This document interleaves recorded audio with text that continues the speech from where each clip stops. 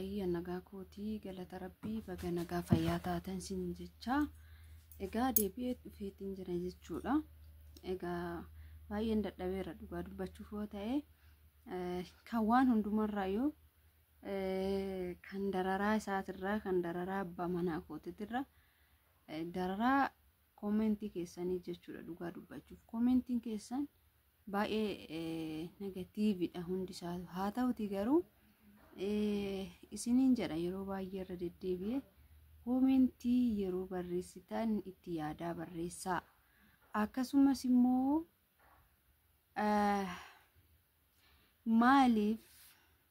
maaliif gadi baasuu dandeesse? Mucayyoon tun mana ishii maaliif gadi baasuu dandeesse? Maaliif gadi baasuu dandeesse? Maaliif waan abbaa manaa ishii wajjiniin raawwattu walii galtee haa ta'u wal dhabdee maaliif gadi baasti? Rakkoon jara lameen kana gidduu jiru maali? Yeroo baay'ee rakkoon akka jirutti ta'ee akkuma argitanitti ta'ee maaliif hin hubanne isiniin jechuu barbaade. Walumaa galatti wannoo takka illee osoo hin qabaatiin warroonni callistanii koomentii barreessitan callistaniituma nama arrabsitan arrabni gatii hin qabu. Gorsas naaf hin kennu dhugaa dubbachuuf taana. Yoo na cinquu ta'e malee yoo akka sammuun kiyya tuqamuudha kan barbaadan ta'e malee yookaaniif immoo waa tuffadheetuma isin dhiisuufis ta'e hin beeku jechuudha. Garuu koomentii akka malee babbadaa argaa jira jechuudha. Haa ta'u isin koomentii gaarii naaf hin barreessinaa, rakkoon qabu. Koomentii badaa soonaa barreessitan rakkoon qabu. Koomentii gaarii soonaa barreessitan gaarii hojjechuun mataa ofiitiif. Ani eenyumtuu na dirqee mana kana keessa taa'aa hin jiru. Eenyumtuu na dhoowwee mana kana keessa taa'aa hin jiru. Inni eenyudha kan mana kana na baasaa jiru? Amma keessumattuu keessa darbee siqiqisan hunda dandahee gaafa waan hunda rakkina hedduu dabarsitanii jettan gaafa waan baay'ee dabarsitanii jettan maal taatan? Rakkinuma san keessatti nama cimaa taatan. Nama ofii isaatiin of danda'ee of bulchu ta'uu dandeessu jechuudha. Rakkinuma argee rakkina jalaa yoon fiige rakkinuma abbaan manaa koo itti wal lolluuf jennee kaanee maatii kiyya bira yoo naqe maatiin kiyya har'a na araarsuu danda'u. Boruhoo jireenyi koo akkam ta'a? Borus maatii kootiitu naa dhaabbataa bakka jireenya kiyyaa san. Ani of ta'eetiin jireenya koo akka ta'etti dhaabuun qaba. Waan jedhu kutannoo qaba malee akka keessanis yaaddan kanatti yaaduu dhabee miti isiniin jechuu barbaade tanan. Akkasiin maatiin qabduu nan qaba galata rabbii. Maatiin koo immoo jireenya koo keessaa hookaa har'a seenanii har'aaf na araarsuu danda'u. Boruuf immoo kanuma natti deddeebi'uun isaan ifachiisuu danda'a isinii galee miti. Kanaafuu jireenyi koo jireenya kooti. Maatiin koo takkaa ofirraa na baase. Ani immoo ofii kootii jireenya koo yoo sirraa'es yoo sirroofnes itti fufuun qaba malee qabsoo jireenya kootii keessaa qabsoo aanaaf abbaa manaa kiyya gidduu jiru maatii koo bira hin geessu jechuudha. Fakkeenyaaf maatiin kiyya har'a na araarsan. Boruhoo waan badaa arguun dhiisu. Boruhoo waan badaa dhaga'uun dhiisu. Gaafsan maatuma kootti yoo fiige sirii ittuu na se'ata jechuudha. Eessa dhatti? Maatii ishii qofa bira dhatti malee bakka dhattuun qabdu waan ta'eef kanaafuu maatiin ishiitis walumatti nu deebisa yookaan ammoo karaa jirutti furmaata kenna malee wanti isaan narraa hir'isan hin jiru jechuu danda'a jechuudha. Ani immoo kanumarra wanti dhufe akkuma jalqaba mana kiyyaa hin bahu jedhee didetti ammas immoo mucaa kiyya nama birootiif dabarseen kennu dhala koo nama birootiif dabarseen kennu yoo hin jedhee falmadhe mormadhe nan danda'a jechuudha.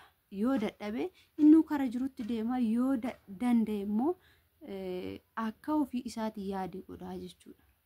Yoo dhugaa dubbadhe amma ganama akkuma argitanii yeroo baay'ee isatu irra na rukutaa yookaan immoo ulee natti fudhataa yookaan immoo na kabalaa waa hedduudha jechuudha.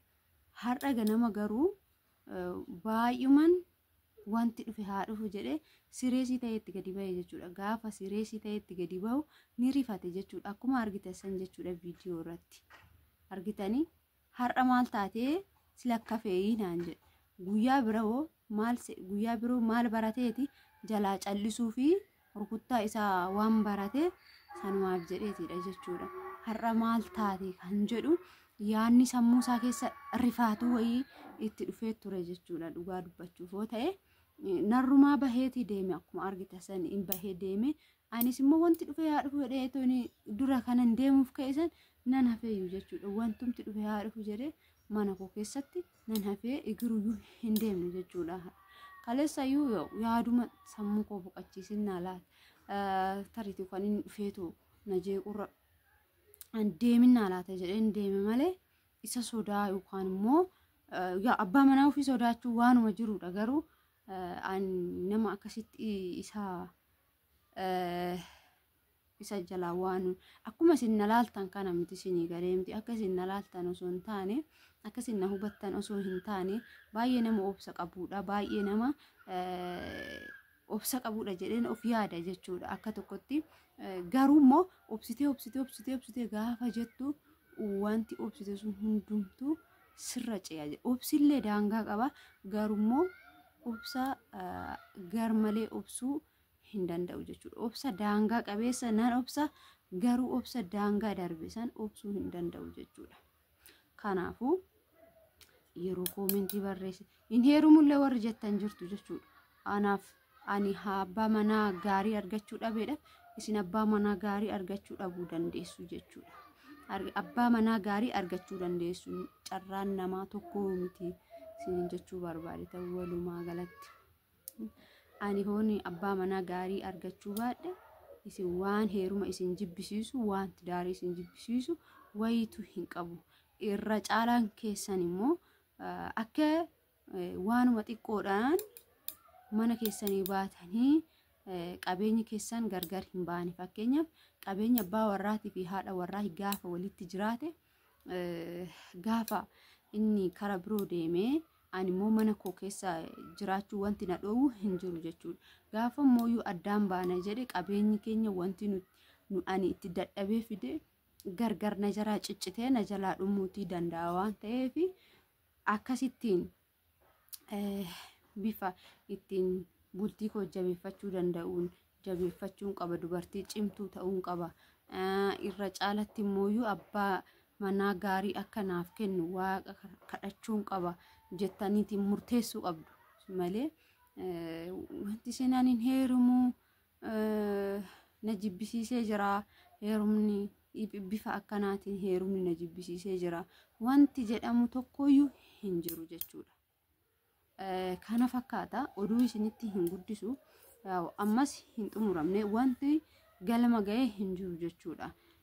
Kanaafuu amma galma isaa ga'utti anis viidiyoo isinii waraabuu hin dhiisu. Ammaaf isinii galuullee hoo baate kara fuulduraatti dhuma isaatirratti tarii gaafanan jabaadhee dhaabbadhee gaafanan nama cimtuu ta'uu bultii koo keessatti gaafa bartan abbaan miliyoonis immoo gaafa hubateetu ofii isaatii deebi'e yookaan immoo deebi'ullee baatee achumaan hafe garuu barumsa akka qabuuf warri hubattan hin hubattu. Warri hin hubanne immoo akkasumatti daayirektii arrabaan mucuqii uffata beekteen uffattu jaanjoo gowwaa waan barbaadan hojjettan ani yoo isin malee garmalee arrabsitanii jettan asiin ija kanaan nan laala nan kolfaa isin namni illee jechuudha waa tokko jedheetu sagaleellee naa jedhu asiin dhagee asiin gannaqa jechuudha. Maaliif kaayyoon an deemuuf isin hin beektan mistira kee maaliifii gadi baaste qofa beektu malee kaayyoon ani mistira koo mana koo guwaadaa koo gadi baaseef takka illee isinii galuu hin danda'u jechuudha. Kanaafuu taragaaggaa yoo koomentii barreessitan ragaa jechaa itti yaadaa.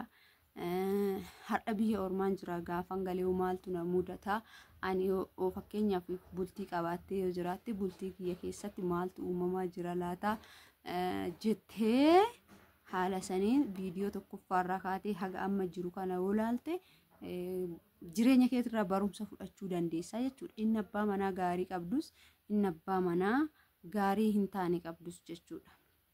Isin haa galu isin jecha